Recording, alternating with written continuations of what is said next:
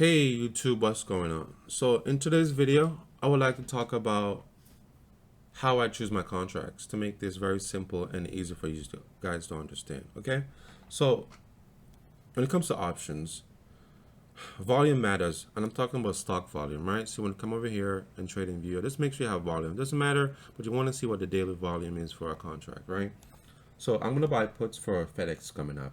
So with FedEx, is either FedEx gonna pop up, and if it does pop up even more tomorrow, next week, I'm going to be very excited because I'm going to be buying puts down because he has not has a pullback since earning, and he always has a pullback. These are not pullback for me. There's a little down weekend. That's not a pullback. Talking about a proper pullback. So let's start off with contract that you guys should definitely be avoiding. IBM. See IBM 4 million. If you don't know what you're doing with options, with a stock, this is the stock, right? The volume is too low, so the option not going to move very well. Kava, be careful. Okay, DG.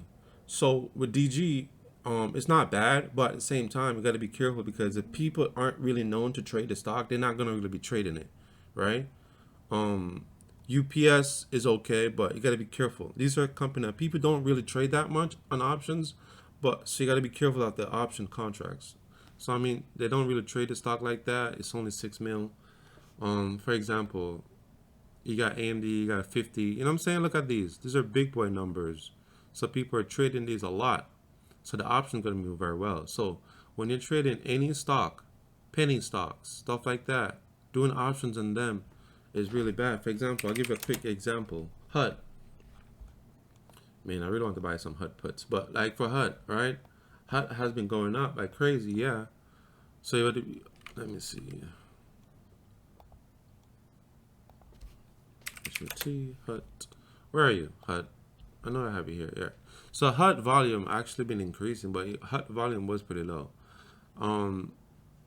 But you got to be careful at certain companies where they have low volumes. Okay. The Snap is not bad, but let's go to the contracts, right? So I added this contract to these two contracts to my watch list. Okay. I'll go over the reason why I add them to my list, right? Let's go with the first thing I go into here. I go here. I go into the option list, right? Then I look. I'm ignoring all this, okay? I don't trade 1 week contract. I don't trade 0 day options. I don't do that anymore. I can't even believe I was doing that. That's so risky. That is so risky. So risky. It makes no sense to even do it, as a matter of fact. Then I go to 3 weeks out, right? 3 weeks out. Automatically 3 weeks. Always 3 weeks.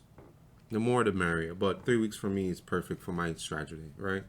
Now I'm looking for an option that costs good cost because I have a small account. So I'm looking for something that's about 250 or less, right? But just ignore the money part.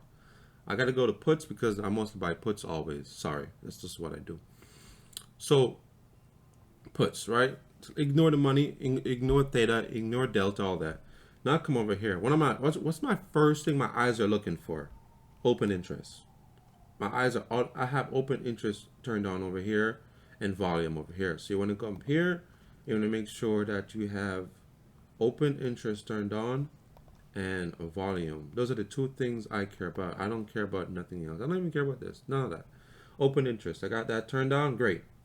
Most of you guys don't even have this turned on, which is kind of scary. Which is why a lot. Oh, you know what's crazy though? I think that's why some of you guys end up losing trades. No one has open interest on. I think most people have change and whatever. Bid ask, none of that really matters yet. Bid ask matters, no, just not yet. Open interest. What is open interest? Essentially means the contracts that people are interested in, buys and sell. A contract that hasn't been sold, contract that has been sold, right? Next, what I look for? I look for volume. Right, volume right here. Why? That means people have been buying and selling a contract. These are contracts that's been bought and sold, right? These are contracts that hasn't been bought and sold, but it's there, open interest. Next, for my account size, I'm looking for something that's about 200 and less, 250 and less. So this is perfect for me. Next, I'm looking for something that's 4 strikes down. So 1, 2, 3, 4. So all this meets all my criteria.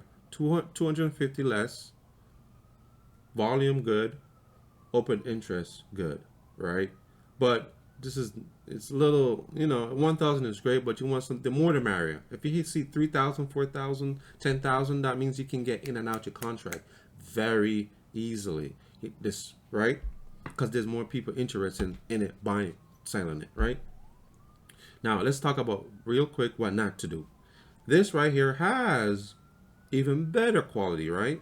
1,500 people, such and such, and it's cheaper. So if you can buy more, the merrier, right? But this is dangerous simply because it's too far away from right here, the strike price right here. So that means the contract's not going to move very well sometimes. Contract can move very funny down here. So I would not go too far down. You want something to, like, for example, let's say the contract goes against you. The contract goes against you a lot, right? It becomes very hard for you to get out of the trade because the contract not when it's time for it to come back down. Let's say the contract going up, so it's losing value because you're buying a put. When it's time for the contract to come back down, it's gonna be harder to come. It's gonna be harder for you to come back down. So they're gonna lose value in the contract. Even if it come right back to the exact place you bought it, it might be cheaper. So you're gonna lose money very aggressively. So I go something that's closer. Not too close, but closer, right? Bam, I open this one, great. Next, I'm looking for the bid to ask, right? The bid to ask is, you got the bid, you got the ask. The ask is 192, the bid is 172. So that's like a $20, $21 spread, right? That's what they call the spread. Now, automatically, I'm thinking, it's not bad, right?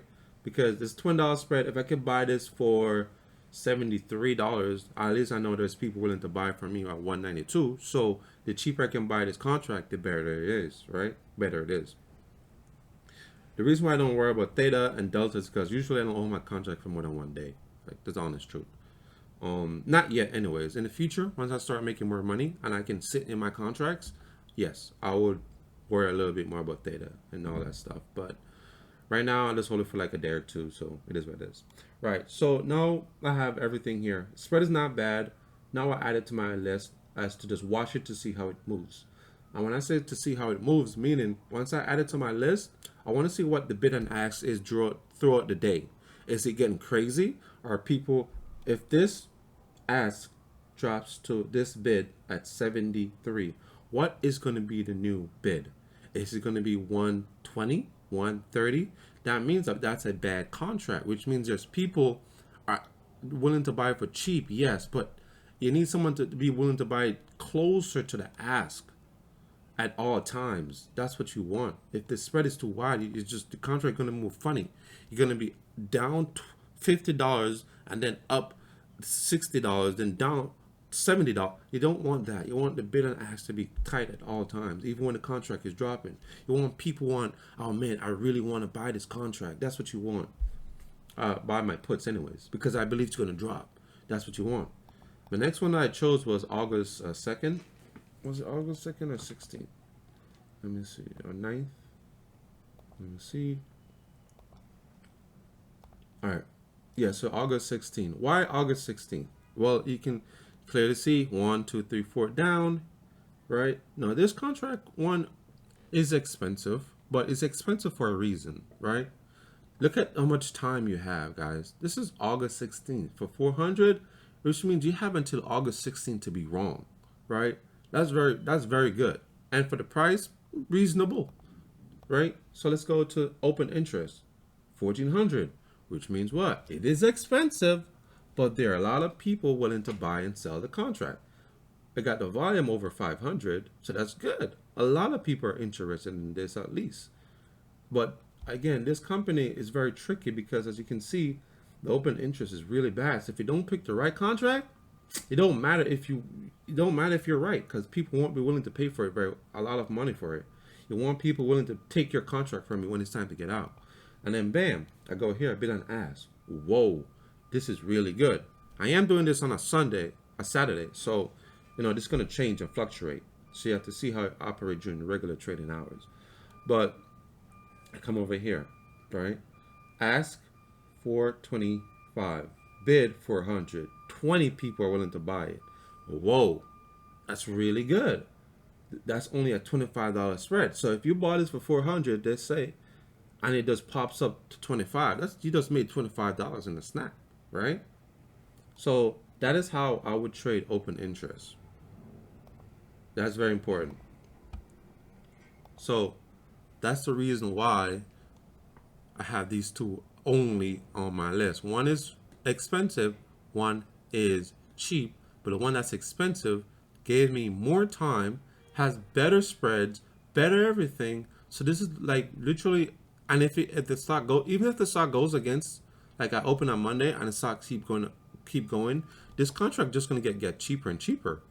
So I would definitely look to buy this contract more than this one, honestly. It gives me more time, better spread. And what I would do throughout the day, the week, or at least the day, I would see how the bid and ask moves, right? How are they moving? If this ask dropped to 400, is there a buyer at 490? Or did it drop down to 350? Right? So if it dropped down to 350 and it keeps dropping, and it's not tight, it's all about how tight the bid and ask spread is. You want that to be very tight, okay? And that's how I honestly simply buy my contracts every day, every time. So that's how I would choose, right? So that's how I would choose my contracts. For example, I'll give you this perfect example on Friday. On Friday, I was watching this like a hawk. I was watching this contract for like 2 to 3 hours because it was the only play I see all day. So anyways, the video is technically over, guys. That's how I would do it. But this is just a bonus content if you want to watch from here on out, right? So I was watching this contract move all day, right? So this contract was super tight. Man, this contract was not moving. When I mean moving, meaning like the bid and ask was so tight the entire day. The contract was just not moving the way I wanted to. I wanted to buy this. I was gonna buy like 40 contract at like 22, right? $22, or even 23. But the stock wasn't moving aggressively as I would like it to. So it just didn't push.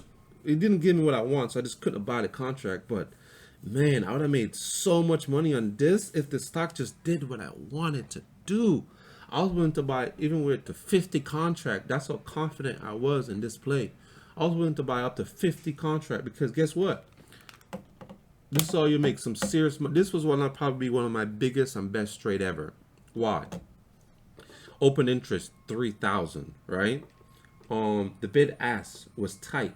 It was only so. Like for example, if you bought this at 22 and you go to 23, that's a break even basically. 24, you just made $50.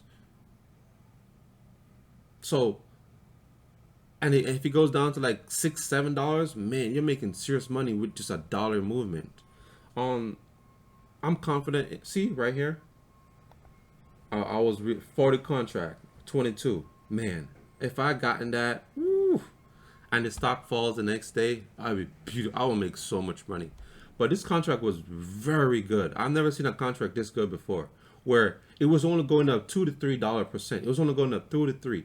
It was not moving. Even though the stock was going up, this contract was so tight and moving. If you had got a proper $22, if you got this at 22 cents, which is $22, and it goes up to like 26, something like that, man. See, I added at 26 right here. But if I bought a contract at like $22, something like that, it'd be great. It'd be super great. I mean, man, I really wanted to get into this, but stock didn't do what I wanted to do, so I have to wait until tomorrow to see if I can get in. Not tomorrow, but on Monday.